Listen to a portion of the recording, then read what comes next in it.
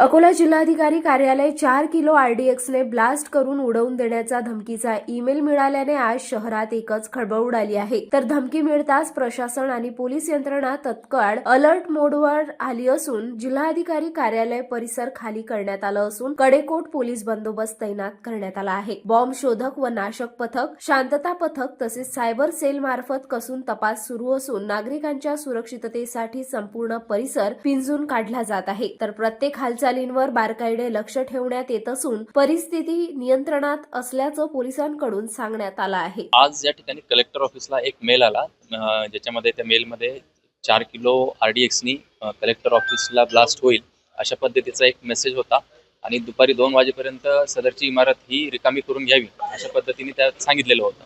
त्या अनुषंगाने माननीय SP sir, additional SP sir आणि त्यांनी सूचना केल्याप्रमाणे मी स्वतः ॲडिशनल एसपी सर पण या ठिकाणी आले होते।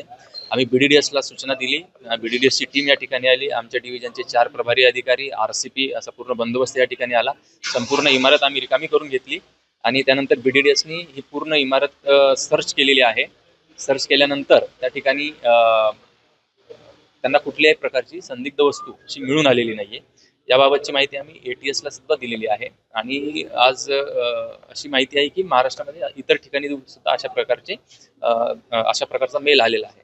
तर या ठिकाणी आता आम्ही इमारत सर्च केल्यामुळे कुठल्याही संदिग्ध माहिती या ठिकाणी मिळून आली नाही। इमारत आता आम्ही कलेक्टर ऑफिसला हँडओव्हर केलेली आहे।